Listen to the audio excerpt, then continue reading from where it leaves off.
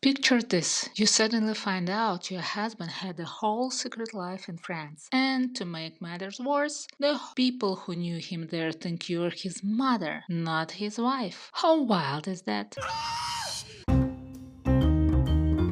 Hi everyone, Mariam here. We're keeping the summer show vibes going, and today we are talking about the Madame Blanc mysteries. This is an incredibly light, cozy detective series. The writers literally chew out every single step and thought for you, making the investigation super easy to follow. The whole plot arc with the husband plus finding a new friend who helps her settle into a new place gives off major Darby and Joan vibes. You get gorgeous views of the south of France, a historic little town, and quirky cast of locals. Everything perfectly ticks the boxes of a classic cozy mystery. This is amazing. You're not wrong there. The creators actually had a great idea, making the main character an antique expert. It gives them a massive sandbox for unique stories and crimes. I need your help. You have a reputation for solving mysteries.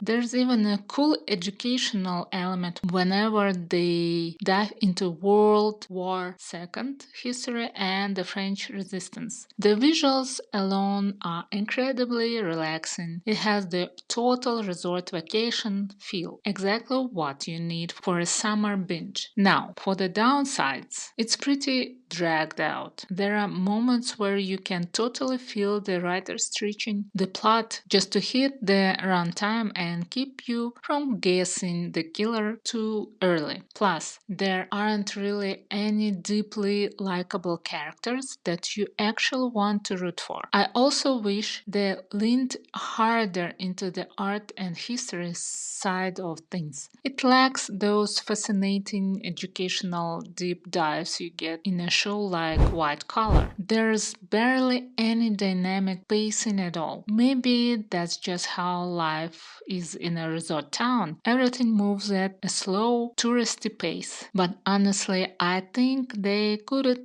have made it bit punchier, kind of like Agatha Raisin. On the bright side, money is a complete non-issue here. Everyone is well off and nobody is stressing out real-world financial problems, which is honestly just nice to look at. The main characters are kind of meh, and the side characters are pretty forgettable too. But if you just want to sit back, let it play in the background, and zone out without using any brain power, it does the job. And maybe that's the biggest issue with the show. Oh my god. It's too cozy strictly following the textbook formula. If you're into slow burn interest, the detailed drama of small town life, local gossip, the long down out investigation, you might want to check out Recipes for Love and Murder. But if you're just looking for that relaxed southern sun vibe where everything is pretty touristy and sunny year round, go watch Signora Volpe. And that's all I've got for today. Stay tuned, drop a comment, and catch you later. Bye.